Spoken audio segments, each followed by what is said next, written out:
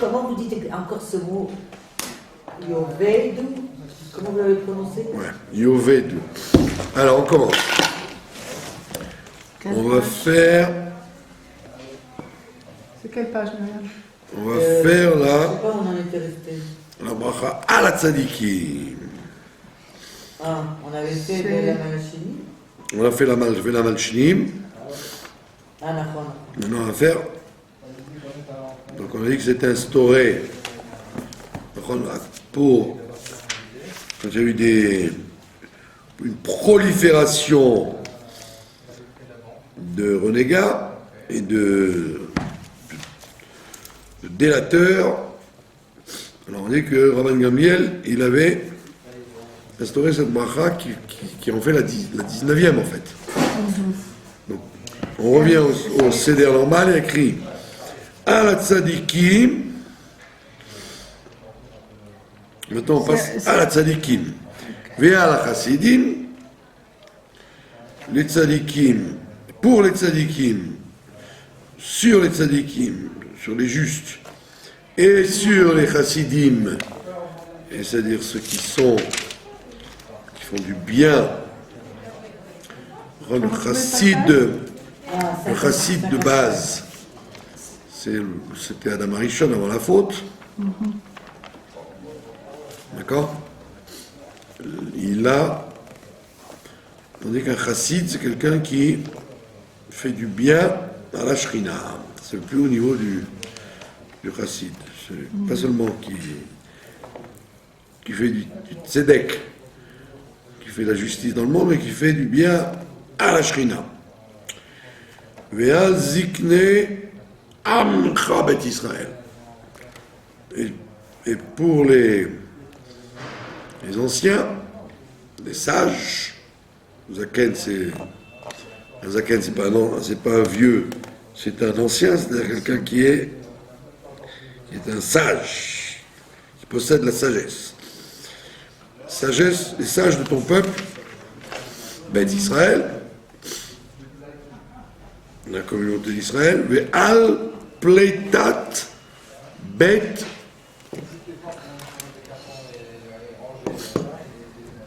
alors, à la tzadikim, à la chassidim, Bet Israël, la pleitat, et on prie pour la pleitat bet Sofrehem, c'est-à-dire ce qui reste. Par contre, pleitat bet Sofrehem, ce qui reste des sofrim, c'est-à-dire des sages authentiques. On appelle ça les sofrim. Bet Sofrehem. Donc, on appelle ça, quand il y a eu la destruction du temple, premier temple, deuxième temple, et ceux qui sont restés attachés à la tradition, on les appelait She'erit Apleta, les restes de la fuite, les restes des gens qui ont fui. D'accord? Donc c'est une notion de la galoute, ce qu'on appelle She'erit Apleta, les restants de ceux qui ont réussi à s'enfuir. Donc là, ici on a repris la même formule, Pleitat Bet Sofrehem. Les gens qui sont les survivants des maisons des scribes, c'est-à-dire des sages,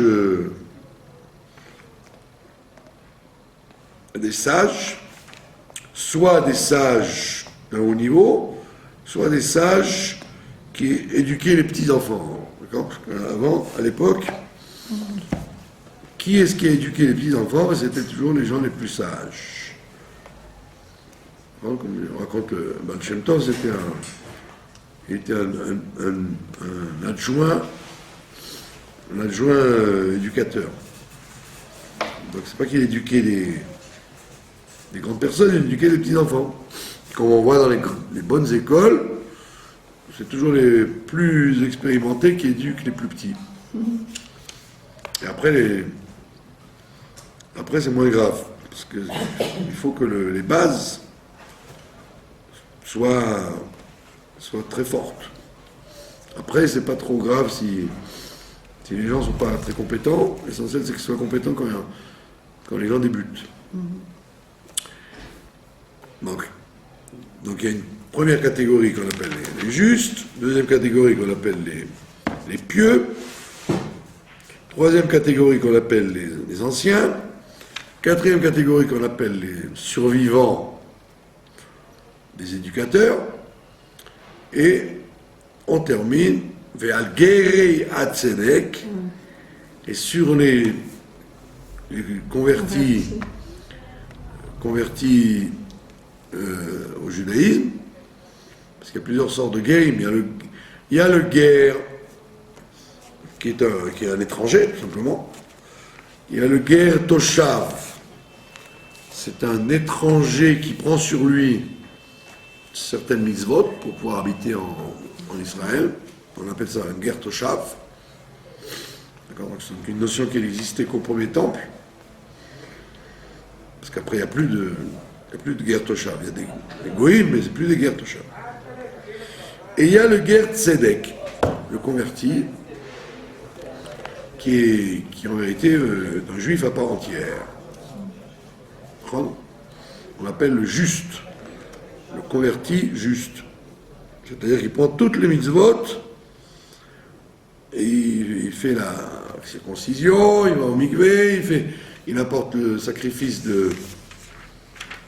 au Beth Amikdash en tant que converti. D'accord, on appelle ça les Gerei Tzedek. D'accord. Alors évidemment, il y a eu des périodes où il y a eu beaucoup de conversions en masse. D'accord. Pendant Hanouka, par exemple, il y avait beaucoup les gens étaient très influencés par le judaïsme, alors que les juifs étaient influencés par les grecs, les goïms étaient influencés par le judaïsme. C'était le contraire, quoi. D'accord, il y a eu des époques comme ça, oui, les Khazars, les Khazars en Europe de l'Est et les Berbères en Afrique du Nord, etc., qui ont fait des conversions aussi. Donc il y a eu des groupes comme ça. En règle générale, il n'y a pas tellement eu de conversion à travers la galoute. Et donc il y a des guérims célèbres. Donc on a tous les grands guérims qu'on cite là, Onkelos et les Rabbi Meir, les descendants de Rabbi Meir, etc. Bon. Ça, donc, on parle de cette quatrième série, et maintenant on parle de Ve'alenu et sur nous. Et sur nous, on se met en dernier, quoi. On se met en dessous de tous ces gens-là. Yemuna Rachamecha. Déclenche, s'il te plaît, ta miséricorde. Hashem Elokeinu. D'accord? Donc il y a cette notion maintenant de déclencher sur nous la miséricorde dans cette bracha. D'accord? Yehemu, c'est comme on voit dans ça veut dire faire un appel. D'accord? Pour les gens qui connaissent la Hatikva, elle rentre dans la chanson, la Hatikva. Il dit ça. Il parle de l'appel. Yehemuna. Donc déclenche l'appel de la miséricorde, s'il te plaît, Hashem Elokeinu. Veten sachar tov, et donne un bon salaire. Le chol abotrim, sur tous ceux qui ont fait confiance, beshimcha, à ton nom, behemet, en réalité.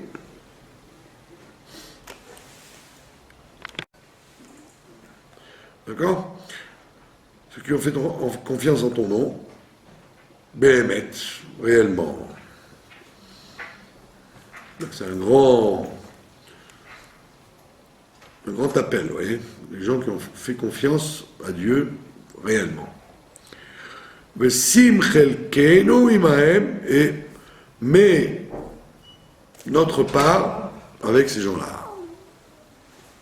C'est-à-dire, mets-nous dans le lot de tous ces gens-là qui ont, quand il y a eu la tourmente les difficultés de la galoute, qui ont eu confiance en ton nom.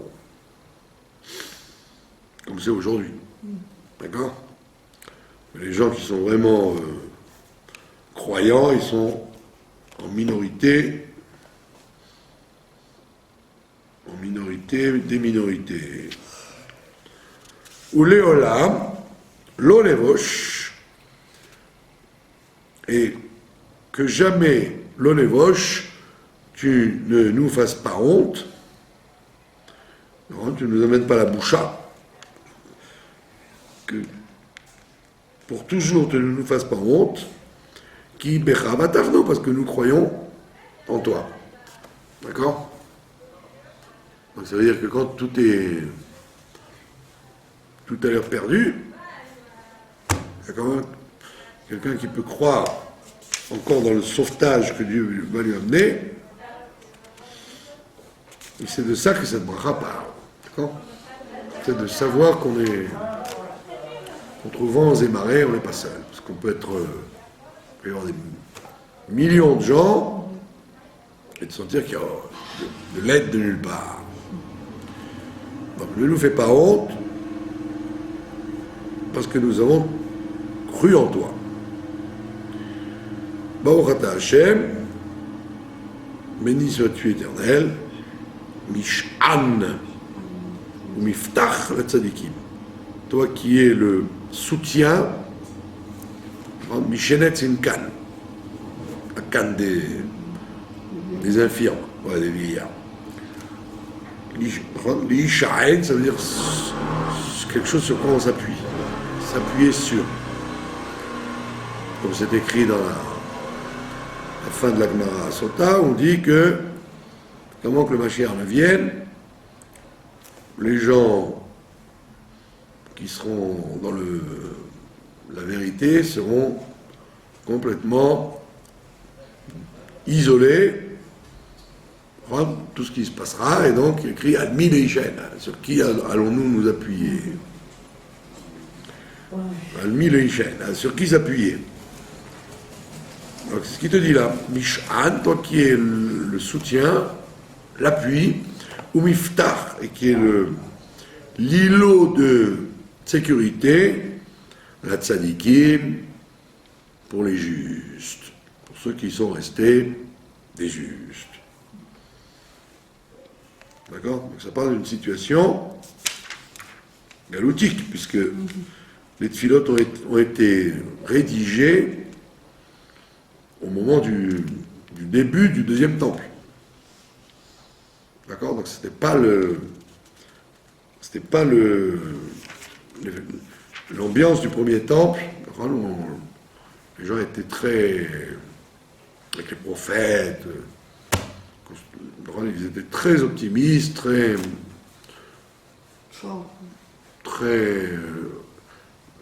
comment on dit ça, clairvoyants, ils étaient très tranquilles, et puis, tac, le premier temple a été détruit, donc le deuxième temple, c'était pas la même chose,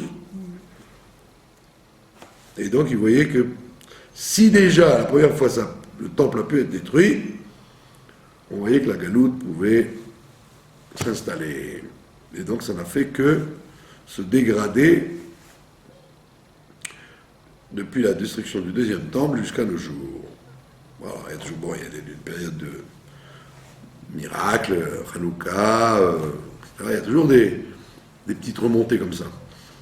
Mais en règle générale, si ces brachot elles sont restées, c'est qu'en vérité elles sont toujours actuelles.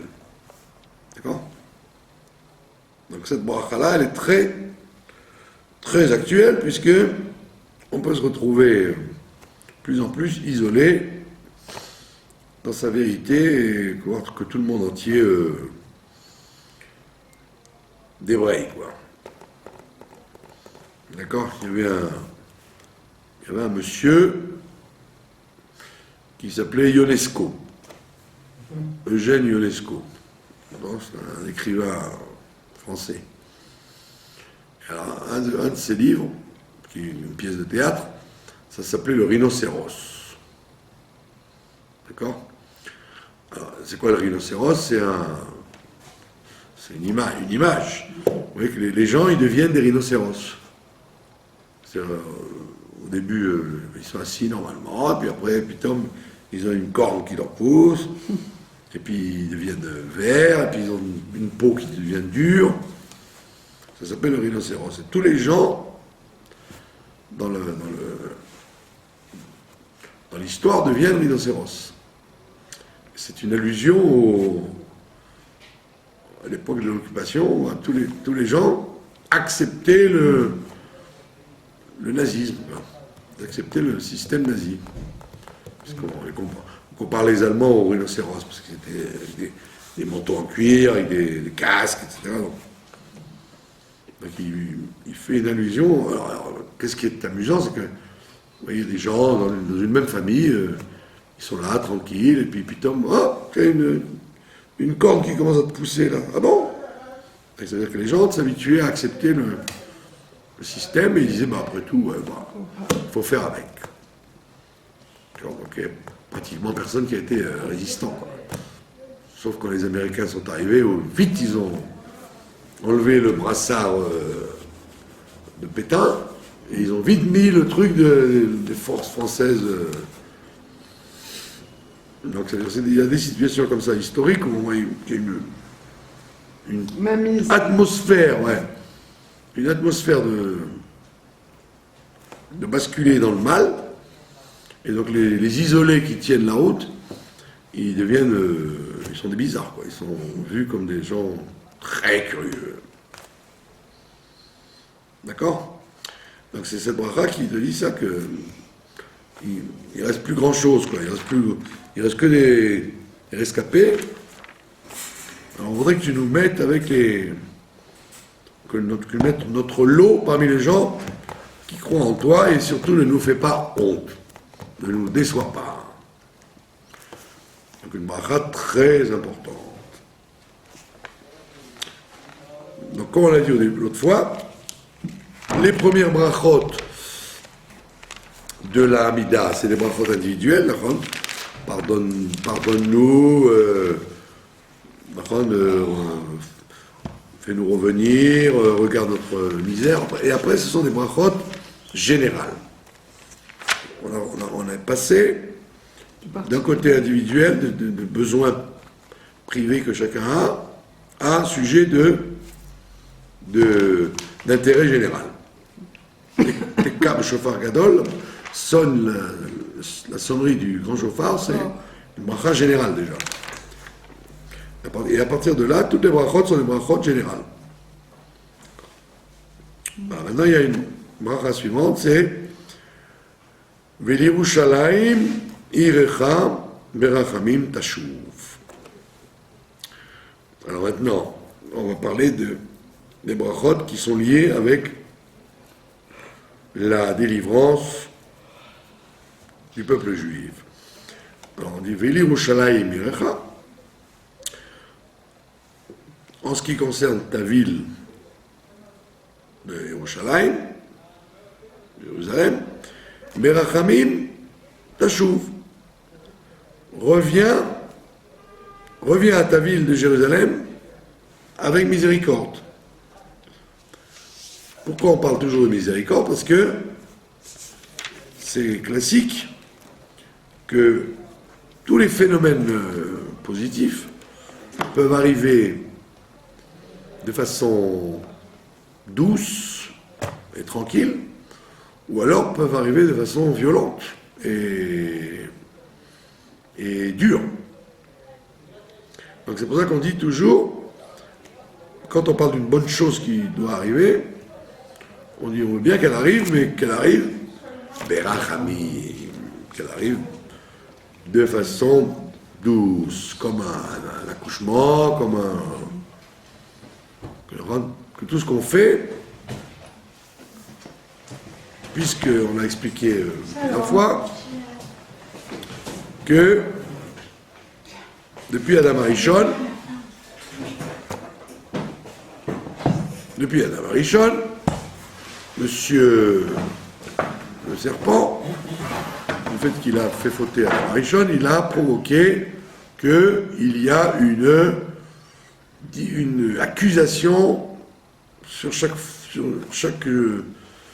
bonne chose qu'on veut faire. D'accord? Donc ça veut dire qu'il y a toujours des facteurs qui peuvent empêcher les bonnes choses d'arriver.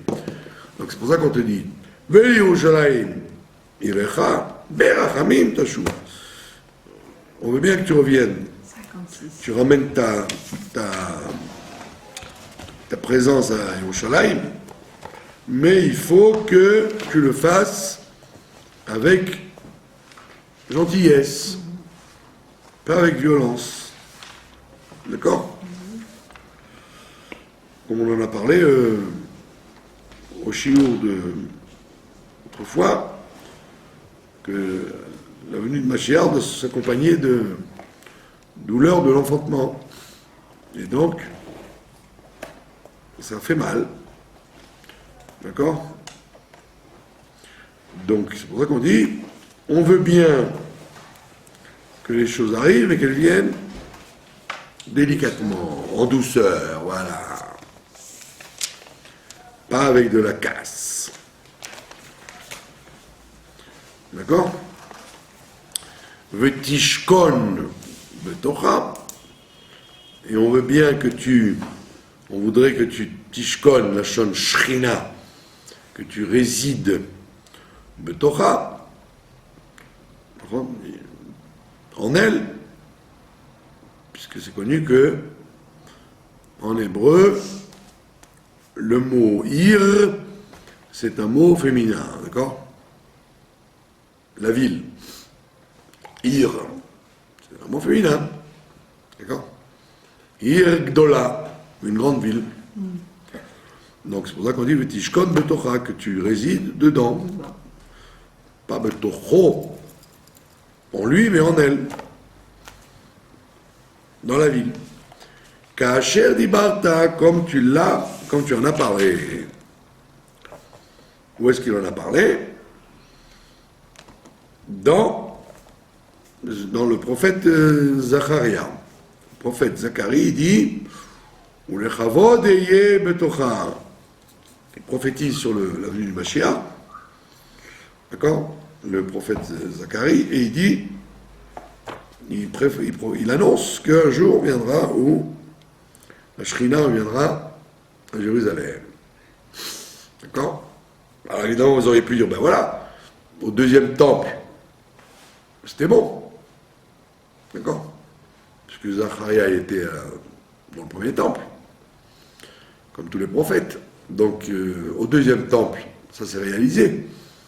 Alors, vous voyez bien que les gens de la Anshe Knesset Agdola qui ont écrit cette filote, ils ont écrit ça alors qu'on était déjà dans le deuxième temple. Donc ils ne parlaient pas de la présence de Dieu telle qu'elle était dans le deuxième temple. Ils parlaient telle qu'elle était dans les temps futurs. Sinon ils auraient supprimé cette bracha. C'est-à-dire que les gens, pendant le deuxième temple, ils souhaitaient qu'il y ait la présence de Dieu qui revienne à Jérusalem. Donc ça veut dire que c'était pas vraiment ça s'appelait pas la présence de Dieu, le deuxième temple. C'est incroyable. D'accord? Vechissé David Avdecha, et le trône de David, ton serviteur, Mehera, rapidement, Betocha Tachin, installe-le, Betocha, à l'intérieur de la ville. C'est-à-dire que vous aviez une option de ce qu'on appelle le roi en galoute. Il peut y avoir un Melech, mais qui est en exil. Donc, là, il dit, il ne suffit pas que le roi, le siège de David, se réinstalle, mais il faut qu'il se réinstalle à son endroit de prédilection, à Jérusalem. D'accord? Parce que des rois en galoute, ça ne s'appelle pas le maximum. Donc bien qu'on vous dise que à chaque fois le représentant du roi d'Israël, les descendants de David, ils ont survécu, d'accord? Mais ils n'étaient pas rois à Jérusalem. Et vous en avez l'illustration dans la destruction du deuxième temple. Quand Rabban Yochanan ben Zakkai, il demande à Vespasien, il le rencontre, Vespasien il lui dit, qu'est-ce que tu veux? Qu'est-ce que je peux faire pour te faire plaisir? Alors il lui dit, laisse-moi la ville de Yavne avec ses sages, et laisse-moi sortir de Jérusalem le fameux qui avait jeûné Tzadok, Rabbi Tzadok qui avait jeûné 40 ans pour que la ville ne soit pas détruite. Donc aide-moi à le sortir de la ville, qui se soigne dehors, et que le représentant du roi David soit aussi sorti de la ville. Rabban Gamliel, qui était le descendant de Hillel et du roi David, etc., et qui devait être par la suite le président de la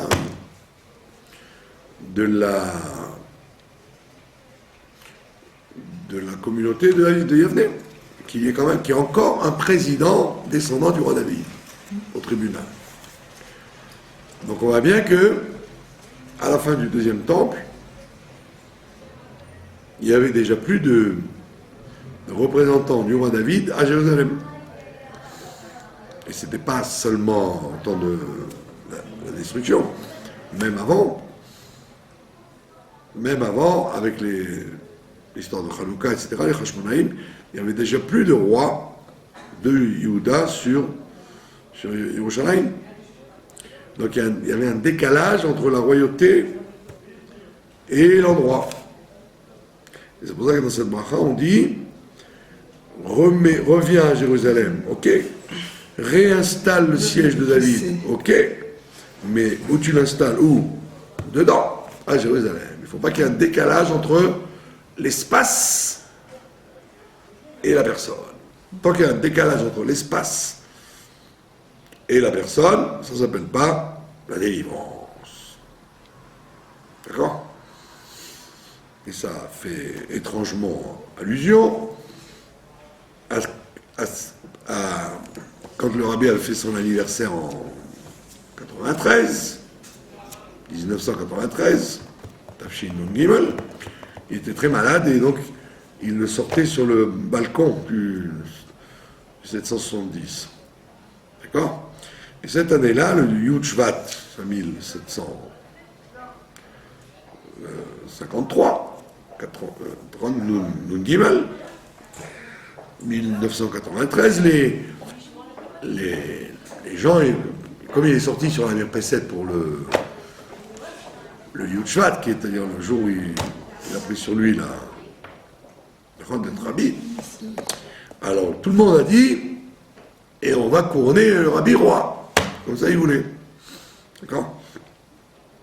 Et le secrétaire, il est sorti en disant, le rabbi sort pour la tfila d'Arvit, et pas plus que ça.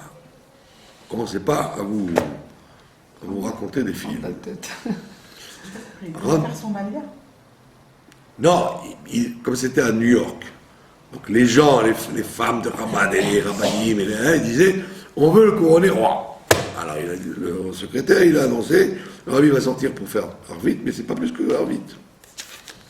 Et qu'est-ce qu'il a écrit? Il a écrit que le Mashiach ne sera Mashiach qu'à Jérusalem, pas avant.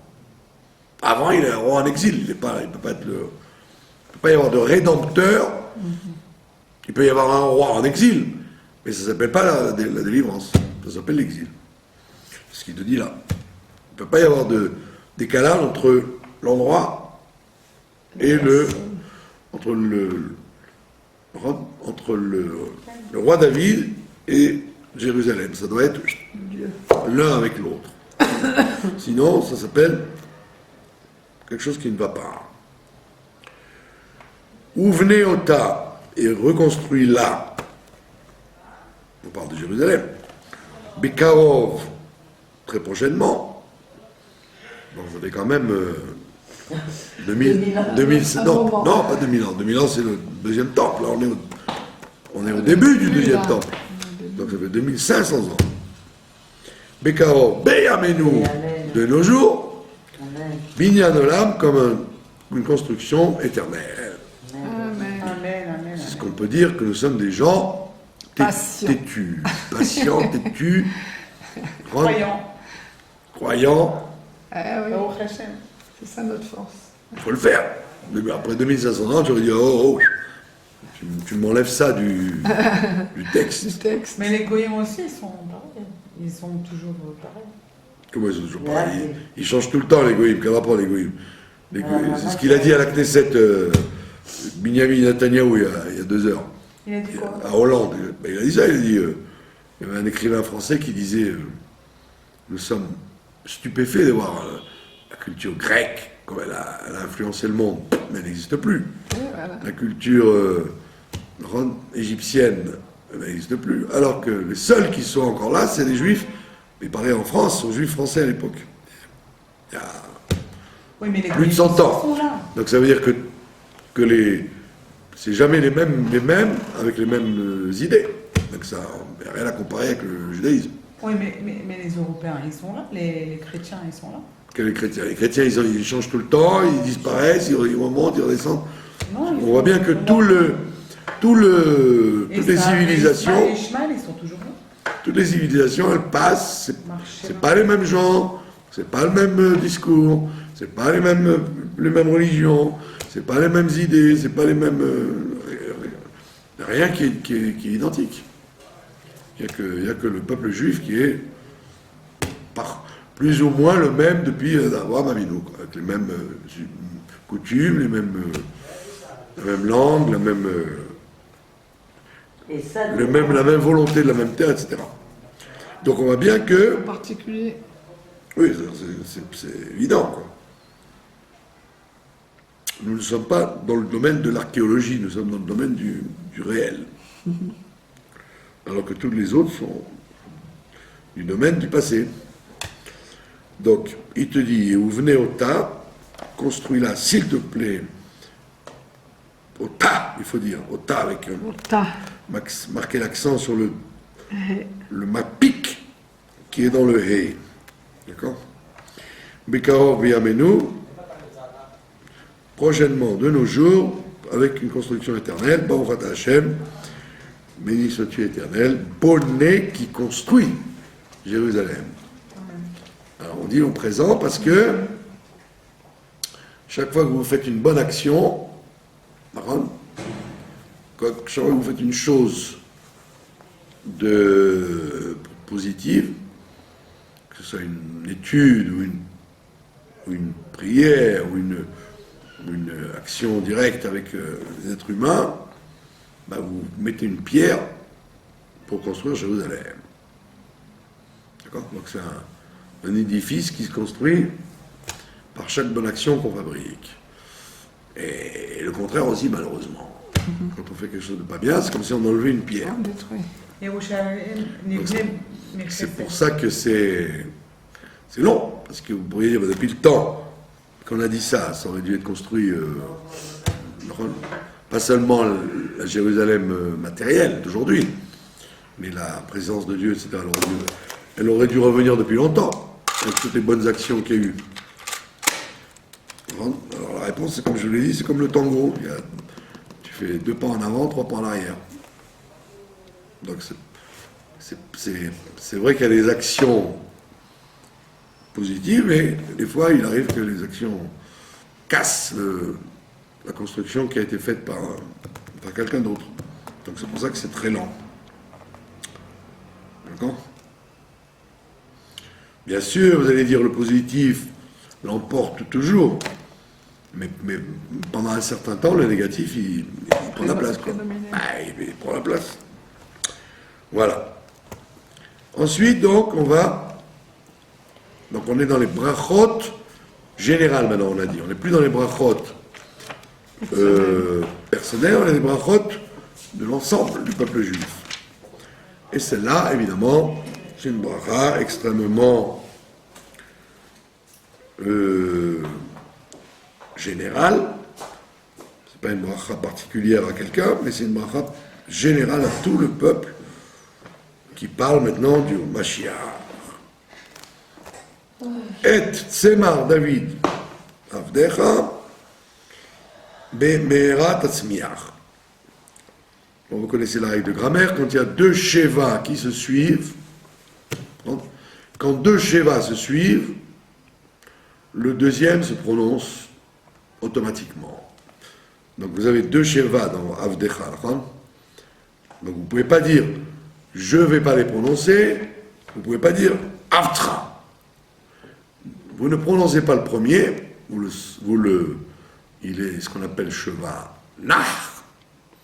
Un Sheva qui bouge, donc il ne se prononce pas Av. Donc vous prononcez le deuxième, Avdecha. D'accord? Vous essayez de ne pas en faire un Ségol ou un Tserei, il faut qu'il reste un Sheva. Mais il faut l'accentuer, il faut dire Avdecha, pas Avtra. Vous avez compris? De surcroît, il a le Dalet a un accent. D'accord? Donc comme le Dalet a un accent, vous savez pourquoi le Dalet a un accent? Pourquoi il y a un point dedans? Je sais pas. Parce qu'il y a 6 lettres qui ont un accent à l'intérieur, qui ont un point à l'intérieur, quand on veut montrer qu'on les prononce. Alors, évidemment, à part les thémanimes, qui font attention entre le dalet avec un point et un dalet sans point, les autres communautés n'arrivent pas à faire la différence entre le dalet avec point et le dalet sans point. D'accord? Ça s'appelle Beged Kefet. Bet Gimel Dalet. Beged, Kefet, Kaf, Pe, Tav. Ces 6 lettres-là, elles changent de son quand vous mettez un point dedans. Alors évidemment, il n'y a que les thémanimes qui arrivent à faire une différenciation dans ces 6 lettres entre le Bet, le Gimel, le Dalet, le Kaf, Pe, Tav. Sinon, vous voyez une différence, par exemple. Bon, tout le monde fait la différence entre bête et vête. S'il y a un point, vous dites bête. S'il n'y a pas de point, vous dites vête. D'accord? Vous dites avdecha, ici, vous ne dites pas ab. Donc, on fait la différence, le bête. Le guimel, à part les thémanimes, il y a certains séfarades qui arrivent à dire le guimel avec point re, ils disent re. Ah ouais. Quoi, un guillemets heureux? Ouais, quand il y a un point, il n'y a pas de point. D'accord? Les thémanimes, ils ne se cassent pas la tête. Ouais, ils se la cassent la tête, justement. Ils disent Dieu. Ouais. Ils disent Joïm. Quand il y a un point, ils disent Dieu. Quand il n'y a pas de point, ils se disent Gueux. Ah, donc c'est bon. Alors que la plupart des gens, ils ne font pas la différence. Guimel point, guimel sans point, ça reste guimel. Et il y a certes, donc les thémanimes font la différence, et très souvent, certains nord-africains, ils arrivent à dire Georgia. Dieu. On met un point. Ils font la différence entre le re et ge. Dalet, ça, je vous dis à part les thémanimes, mais c'est très dur à différencier. Personne ne fait la différence. Kaf, ça oui, tout le monde l'a fait. On dit kaf ou khaf, tout le monde fait la différence entre kaf et khaf. P aussi, tout le monde fait la différence. P ou fait. Et tav, il faudrait la faire. Et les séfarades authentiques arrivent à la faire, ils font tche. Tav avec 100 points, ils disent tche. Les autres tch. Mais la plupart, ou alors les gens font attention de dire th. Les Thémanim ils disent th, et les Ashkenazim disent ce. Mais tout le monde est d'accord de dire qu'il faudrait faire la différence. Donc vous voyez bien que sur ces 6 lettres, on voit bien qu'on n'arrive pas toujours à prononcer les différences entre le point ou pas le point dans la lettre. Mais toujours est-il ici que on a affaire à 2 Sheva qui se suivent et donc automatiquement le deuxième se prononce. Donc il faut dire Avdecha et non pas autre chose. Donc de quoi parle-t-on? On parle de Et Tzemach David Avdecha, la plante de David. La plante de David, comme dit le prophète Isaïe, le Géza, la pousse, voilà, comme ça dit le roi, comme ça dit Isaïe, et là on dit la plante, parce qu'il est écrit dans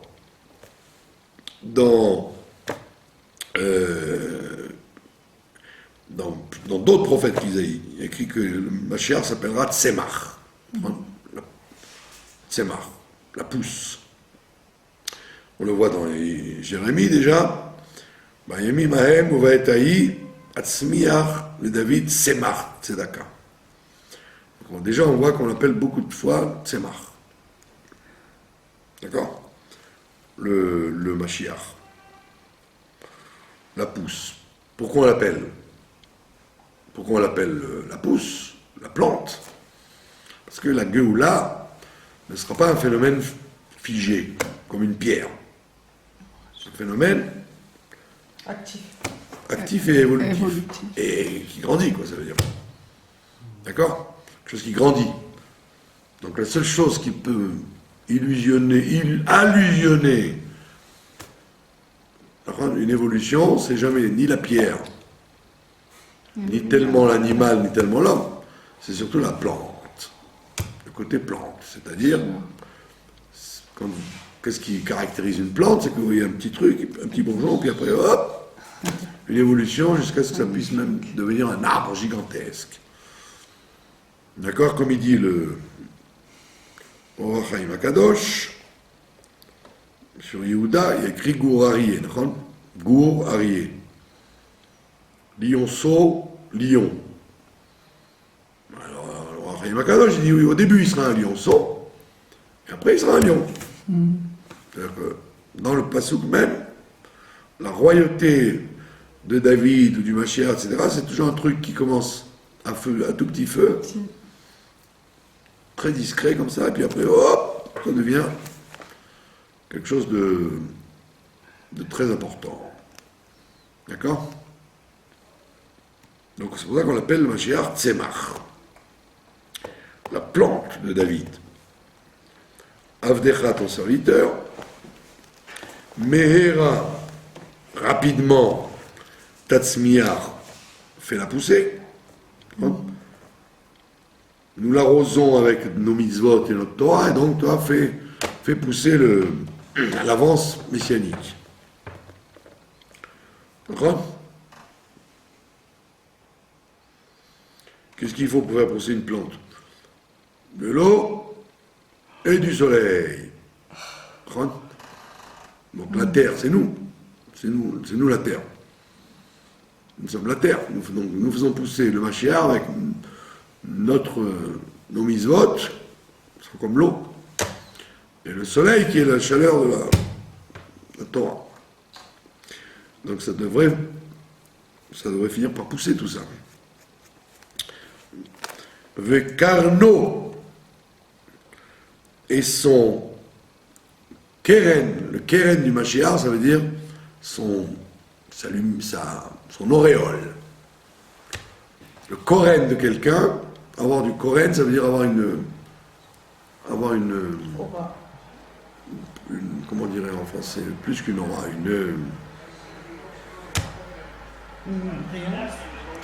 un brillant, une influence, quoi. Une influence lumineuse. Ça s'appelle le carno. C'est pas sa corne. Comme on voit à propos de Moshe Rabbeinu, qu'il avait des rayons qui sortaient de son cerveau. Le Carnot Taroum et son influence, réveille-la, soulève-la, élève-la. Taroum, c'est la Shon Ram, élève son influence, Bishuatecha, grâce à ta délivrance. Donc on voit bien que le Keren du Mashiach, l'influence du Mashiach dépend de la délivrance. D'accord? Si Dieu il aide à amener la délivrance, eh ben ça fait monter l'influence du Mashiach, sinon non.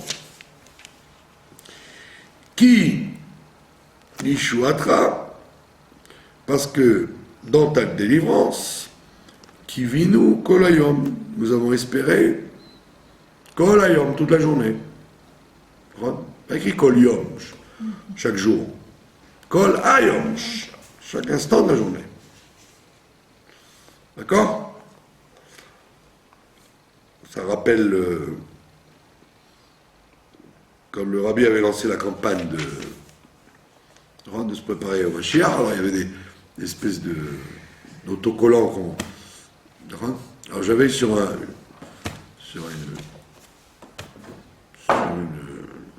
sac un autocollant où il y avait écrit préparez-vous à la venue de Mashiach.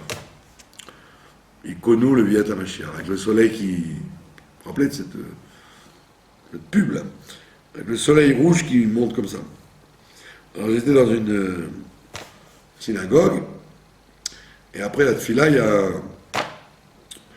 un type, un Itaï, qui m'accroche et qui me dit de quoi ça a l'air de mettre ça sur ta valise? Alors je lui dis, tu viens de prier, non? Il me semble que tu viens de prier toi aussi avec moi. Alors il m'a dit, oui, j'ai prié. Et j'ai dit, qu'est-ce que tu as dit? Alors tu as dit, Ishwatra Kivinu Kolayom. Nous espérons ta venue toute la journée.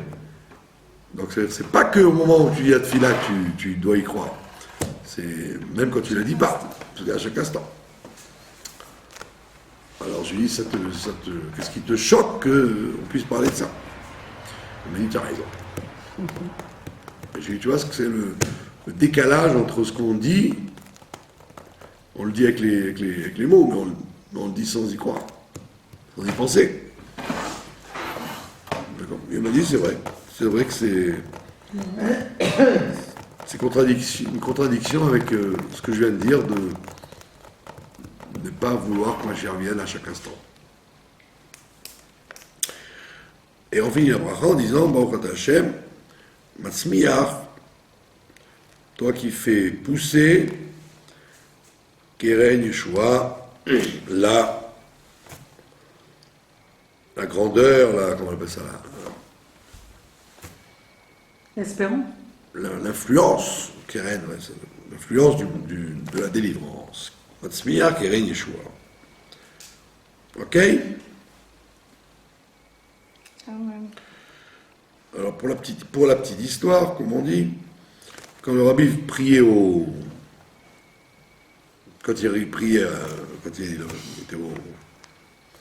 quand on l'entendait prier, on faisait attention qu'il disait toujours le mot Vekarno avec il élevait le ton. Il élevait le ton sur Vekarno. Vekarno, c'est-à-dire, ça ne suffit pas l'influence, il faut qu'elle s'élève, quoi. Donc les gens qui essayent de faire ce que le rabbi faisait dans la tfila, ils marquent aussi l'accent sur quand ils disent ce mot, le carno. D'accord? Après, on va à la bracha, à la dernière bracha des demandes. Puisqu'on a dit, il y a 3 brachot au départ de présentation, 3 brachot à la fin de salutation quand on quitte le roi. Et au milieu, il y a 13 brachot de demande. Et donc la 13e, c'est celle-là. D'accord? C'est la dernière Donc c'est celle qui enveloppe toutes les demandes qu'on a faites jusqu'à maintenant. C'est la plus importante, en fait, des 13 brachot intermédiaires. On demande maintenant à Dieu, Shema kolenu, écoute notre voix. C'est pas le tout qu'on ait dit, ce qu'on avait à dire. Maintenant, on te demande que tu écoutes ce qu'on t'a demandé. Pas que ça reste lettre morte. Comme dans les ministères, où votre dossier, il est aux oubliettes. Aux orties. Il dit non, Shema kolenu, écoute notre voix. Hashem Elokeinu. Avarachaman, Père miséricordieux. Vous rappelez qu'on avait fait la différence entre Avarachaman et Avarachamim. Ouais.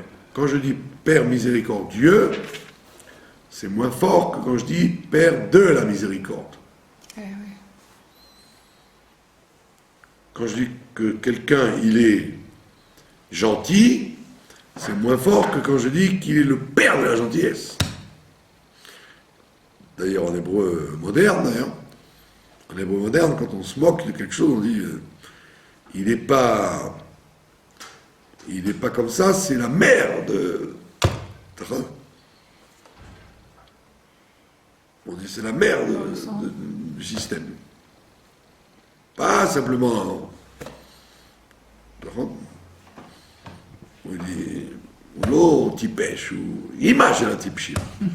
Il n'est pas bête, il est la mère des bêtes. Donc c'est-à-dire que c'est une façon d'exagérer, vous voyez.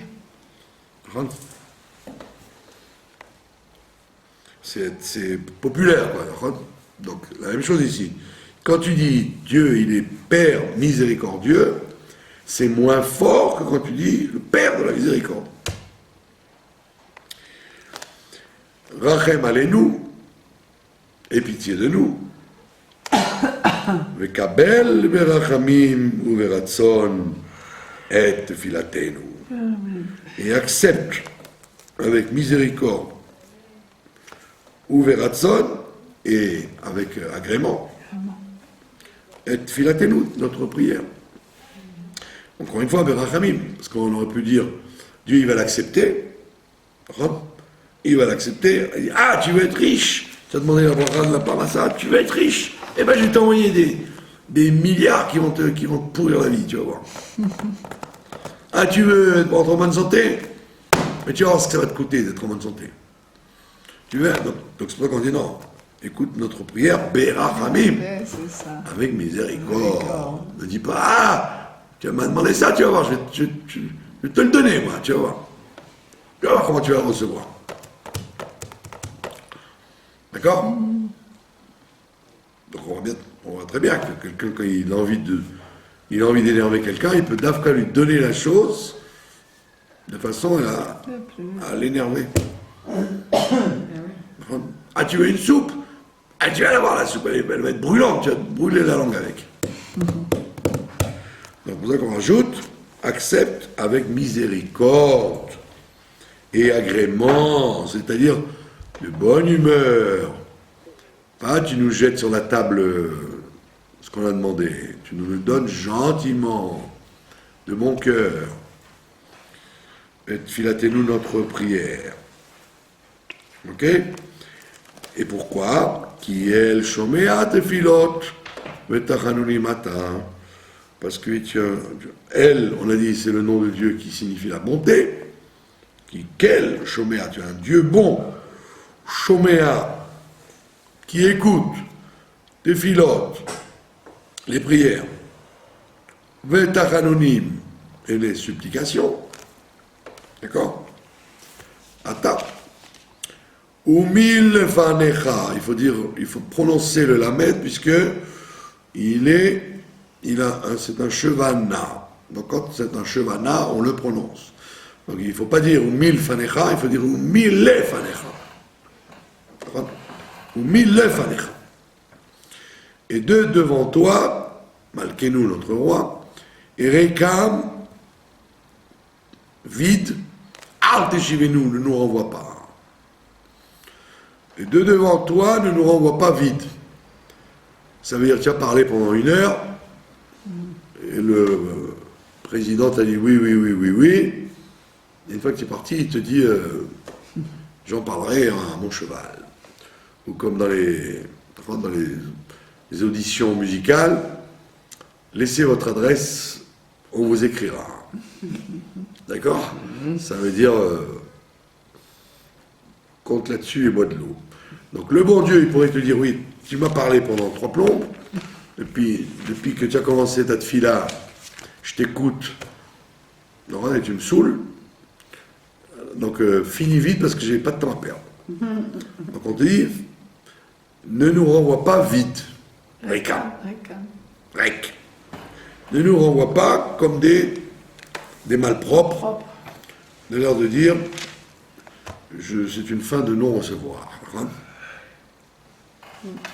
Quand en diplomatie on dit peut-être, ça veut dire non. En diplomatie. Quand on dit peut-être, c'est pour dire non. C'est ça. Mais ça, et quand on dit oui, ça veut dire peut-être. D'accord? Donc le bon Dieu, il peut te dire oui, oui, oui, oui. Oui, c'est ça. Car cause toujours. Cause toujours, et puis toi, tu vois que ta fille là, elle a servi à rien. Donc, il dit, alors, je t'en supplie, ne nous renvoie pas vite. Les mains vides. Voilà. Ça veut dire quoi? Ça veut dire qu'au moins une des choses qu'on a demandé, donne-la nous. Quoi. Si tu ne peux pas tout nous donner, au moins donne-nous une chose. Sinon, on part vite. Et pourquoi tout ça? Qui attache au méat fiat kolpé? Parce que tu écoutes la prière de toute bouche. Toute personne qui parle, tu l'écoutes. Quelqu'un qui prie, même comme on l'a expliqué mercredi, même si tu pries rien qu'avec la bouche, mais tu as quand même parlé à Dieu. Tu n'as pas parlé au mur, tu as parlé au bon Dieu. Donc, le fait que tu lui aies demandé, tu as confiance qu'il va te répondre au moins sur une chose. Donc, tout ce que tu as demandé dans la prière. Baruch ata Hashem, shomea tefila, tu es quelqu'un qui écoute la prière.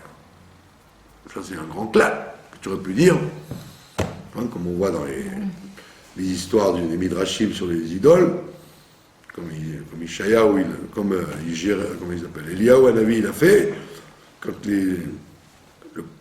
quand le feu ne descendait pas du ciel, il a dit qu'est-ce qu'il a, votre Dieu? Il dort.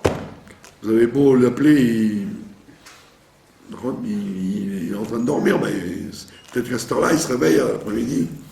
Donc il s'est moqué, pour dire que les idoles sont des dieux qui ne répondent pas. Alors que le créateur du monde, il écoute toujours la prière. Même si on ne sait pas très bien la faire, même si on n'est pas très convaincant, voilà, on ne sait pas très bien parler, il prête une oreille, parce que c'est pas évident de parler à Dieu. Hein? Tout le monde n'est pas Moshe Rabbeinu pour adresser sa prière comme il faut, et pourtant on te dit voilà, Dieu, une de tes qualités, c'est d'écouter la prière. Ouais.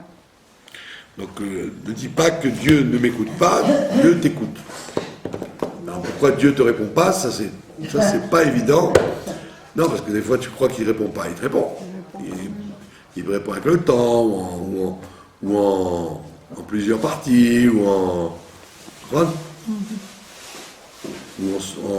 tranches de saucisson. Ne dis pas qu'il ne t'écoute pas. Voilà. Donc avec ça, on a fini les 13 bénédictions intermédiaires, et après, on va finir avec les 3 brachot de salut. Les brachot pour quitter pour quitter le rendez-vous avec le bon Dieu. Comment ça ne va pas comme un malpropre, alors on finit avec 3 brachot, comme on a commencé avec 3 brachot. Je vous remercie de votre attention. תודה רבה. חזק וברוך.